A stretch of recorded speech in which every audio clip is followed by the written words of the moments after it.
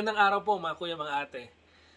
Narito po muli ang inyong Kuya Mon para naman po sa panibagong vlog natin ngayong araw na to. So, bago po natin simulan tong vlog na to, kung makikita nyo magulo pa yung buhok, kararating ko lang po galing po sa aking trabaho.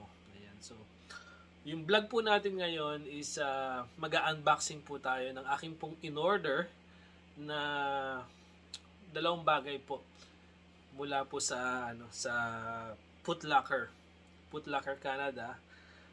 Ipakikita ko po sa inyo. Samahan niyo po ako na mag-unbox ng binili ko sa kanila. Ito pong bagay na to ay collection para po sa akin. Kasi hindi ko po talaga ginagamit yung mga collection kong ganito. Display ko lang siya. Yun po ang isa pa lang yung ginamit ko na sa dami kong ganitong bagay, isa pa lang yung ginagamit ko. Yun pa lang. Pero the rest, lahat, nakatago lang siya. So, naka-display lang kumbaga. Hindi ko siya talaga totally ginagamit. So, eto po mga kaibigan yung box. May message kasi sa akin. Kararating pa lang. No? Ayan. Kuya Mon. Ayan. So, buksan po natin ha. Samahan niyo po ako.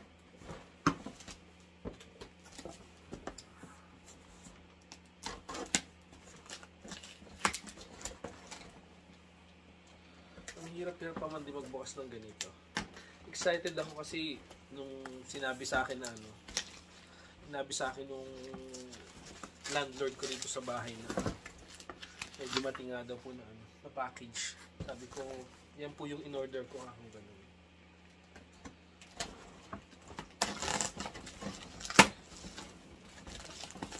Kasi nung dumating ito, kanina po, ay wala po ako rito. Ako po ay nasa trabaho.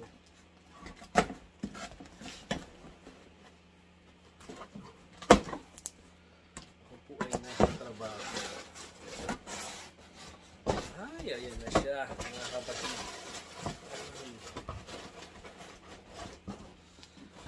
So, yung una natin pong i-unbox ay syempre alam nyo na sa logo pa lang sigurado. Sa Jordan shoes. Jordan Jumpman Team 2. Yeah, Jordan Jumpman Team 2 size 9.5. Makikita ko sa inyo syempre. Pwede ba hindi ko pakita? Ooh!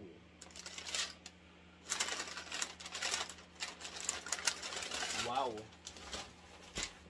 So ito yung Jordan Jumpman. May nakasulat na mismong Jordan. Diba? Ganda. I like it.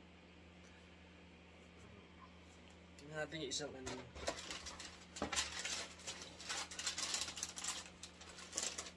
Ito yung kambal niya.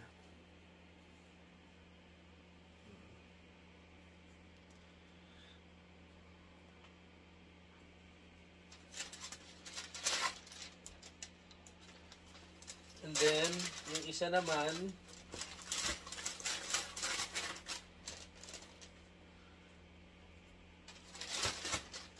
tingnan natin yung isa pa. Tingnan natin.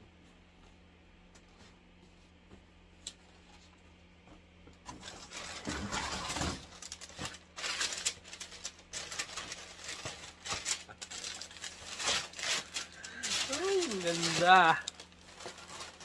Ito po yung pangalawa.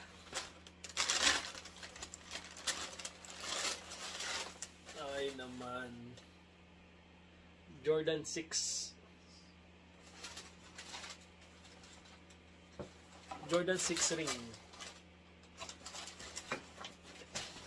Naman, di ba? Ayan.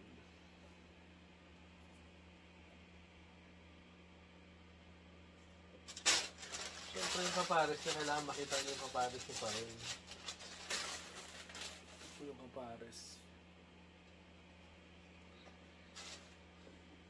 Ito po, binili ko sa Foot Locker Canada online through PayBright.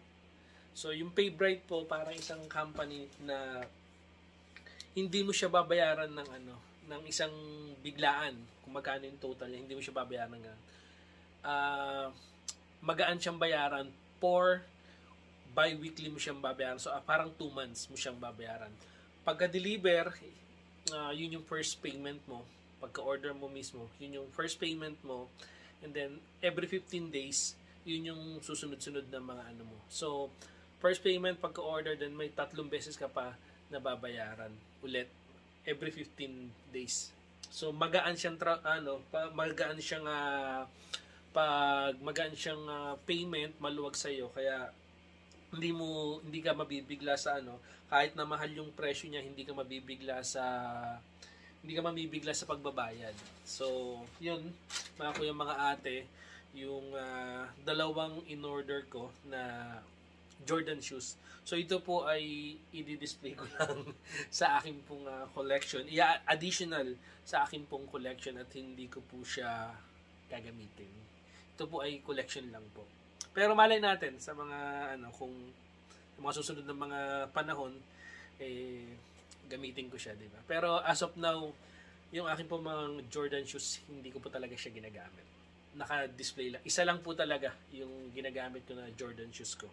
Then the rest, dinidisplay ko lang po talaga siya. So, ayan. Nalabas natin parehas para makita nyo. Makita nyo ulit.